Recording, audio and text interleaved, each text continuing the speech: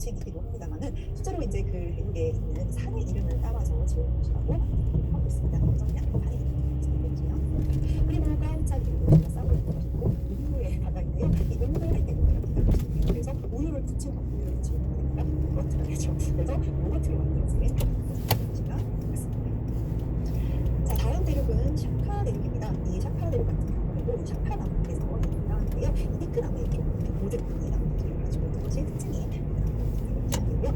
바로 이 샤카 대륙을 둘러싸고 있는 것이 우유의 바다입니다. 우리가 아까 그 조형물에서 봤던 우유바다 피적기라고 하는 이 신화가 일어나는 공간이 바로 이 6번째 대륙을 둘러싸고 있는 이 우유의 바다가 되겠습니다. 네, 아까 보셨던 그 조형물에 등장했던 우유바다 피적기 신화의 장소가 이 우유바다에 되겠습니다. 자, 그리고 이제 마지막으로 후슈카라라고 하는 대륙이 등장을 하는데요. 이 후슈카라 같은 경우에는 푸른 연꽃, 연꽃 중에서도 푸른 연꽃을 지칭하는 다르고 묘사되는 것이 바로 후슈카라라고 합니다. 그리고 이 후슈카라 마지막 대륙의 가장 바깥에는 아무런 맛도 나지 않는 맹물이죠. 물의 바다가 위치하고 있는 것으로 구성되어 있습니다. 이렇게 이 지층을 구성하고 있는 이 대륙과 바다는 요실원 형태로 배치되어 있다는 것을 우리가 알 수가 있고요. 그 중에서도 우유바다 피적기 신화는 6번째 대륙의 바깥에 있는 이 우유의 바다에서 일어났다는 것을 알 수가 있습니다.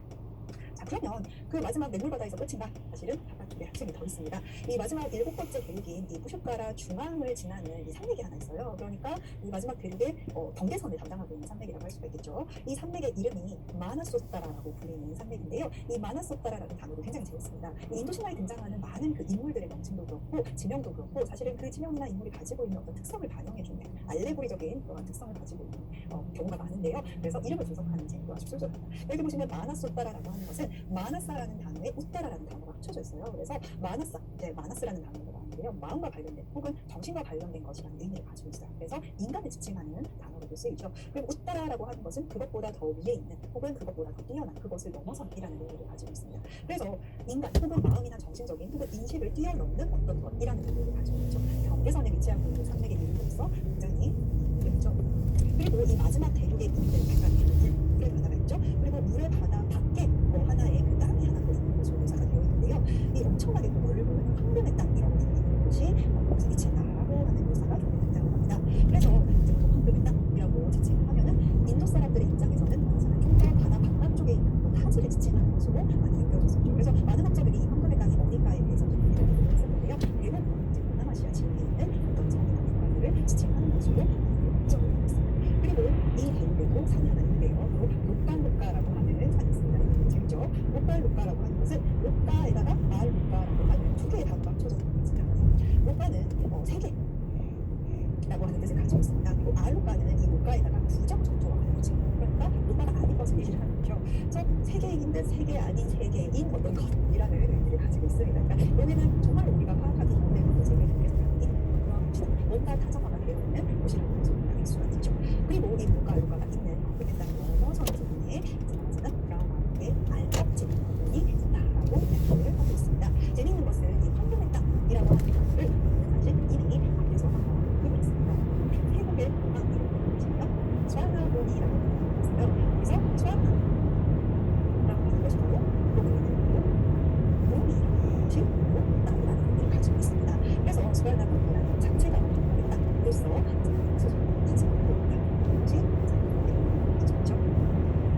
자, 그러면 이 인간이 살고 있는 잠보 대륙과의 구조가 어떻게 생각할까요? 자, 잠보 대륙, 잠보 드윗바라고 하는데요. 이 드윗바라고 하는 단어 자체는 바다로 둘러싸여 있는 단순한 대륙. 그래서 하늘플로에서 멈추는 것을 성주자로 써서 주라고 얘기를 합니다. 그래서 잠보 대륙 가장 안쪽에 있는 대륙은 일반 대륙이 있습니다. 그래서 이 건반의 형태의 동그란 형태를 취하고 있고 이 직경이 이제 10만 요자나라고 되어 있는데 이 10만 요자나의 요자나라는 말은 긴을 가리키는 겁니다. 그래서 1 요자나가 사실 문헌마다 약간씩 차이가 있고 특히 힌두어 불교에서 말하는 요자나의 길이의 차이가 있는 편인데요. 일단 그 푸라나에서 지칭하는 그 1 요자나의 길이는 대략적으로 한 15km 정도로 생각하고 있습니다. 그래서 10만 요자나라고 보면은 150km 정도의 길이를 이제 직경을 가지고 있는 커다란 땅이다 이렇게 생각을 하시면 되겠습니다. 그래서 이 요자나라고 하는 길이의 단어도 이 한국 분명에서 나오게 되었으며 유순이라든가 유전이라든가 이러한 이 한국의 단어를 혼차가지면서 나오는 것을 볼 수 있죠.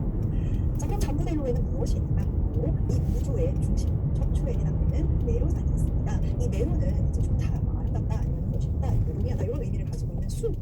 붙여가지고 수메루라고 부르기도 합니다. 메루 또는 이제 수메루. 그래서 수메루라고 하는 단어는 동차가 되어서 한국어로는 수미라고 번역이 되는데요. 이게 산이기 때문에 뒤에 내산자를 붙여서 수미산이라고 하는 이름으로 됩니다. 그래서 많은 그 부분에서 수미산세계라는 원어를 쓰는데 그것이 바로 수메루를 가리키는 거죠.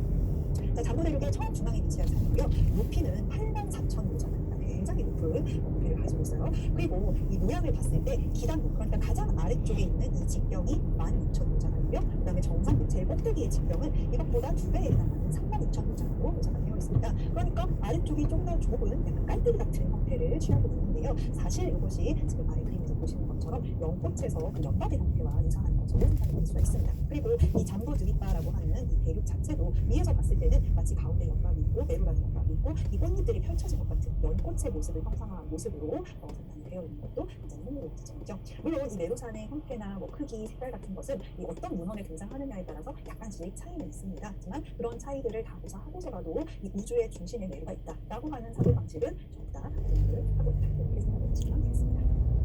자, 그리고 이 메루산을 중심으로 해서 마치 이 옆에 지지대 같은 버팀벽 같은 4개의 산이 있는데요. 각각 이제 그 8가자 정자잖아요. 이것보다는 훨씬 더 작은 1만 유자나 정도의 높이에 해당되는 작은 산들이 둘러싸고 있습니다. 그래서 동서남북을 이 산들이 둘러싸고 있는데요. 이 4개의 산 중에서 이제 중요한 산이 바로 만다라라고 하는 이 산입니다. 이 만다라 산 같은 경우에는 여러분들 아마 만다라는 단어에서 우리 막 이제 그 그림 만다라를 떠올리실 수도 있을 텐데요. 그 만다라는 다른 만다라입니다.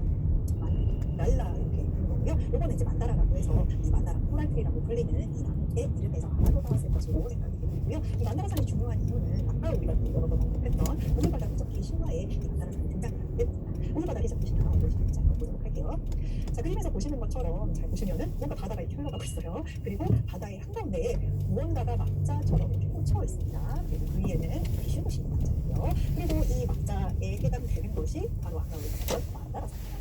바다 안에 수많은 이제 보물들이 가라앉혀져 있다라고 이제 생각이 되고 있었는데 그 보물들을 건져 올리기 위해서는 이 바다를 휘저어줘야 했던 겁니다. 그래서 우유바다 안에 가라앉아 있는 여러 가지 보물들 혹은 신들을 건져내기 위해서 이 신과 이쪽에는 신들이고요, 천신, 그리고 이쪽에는 좀 무시무시하게 생긴 분이 있죠, 바로 아수라입니다.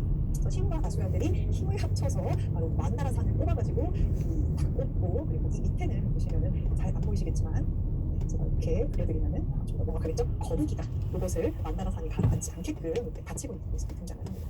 그리고 이 거북이를 따라서 크게 이 우주의 바다를 우유바다 이렇게 고리하고 있지 않습니까? 그래서 쭉 이렇게 휘저어서 이 안에 있는 것들을 건져내는 신화가 바로 우유바다 해적기 신화가 되겠습니다.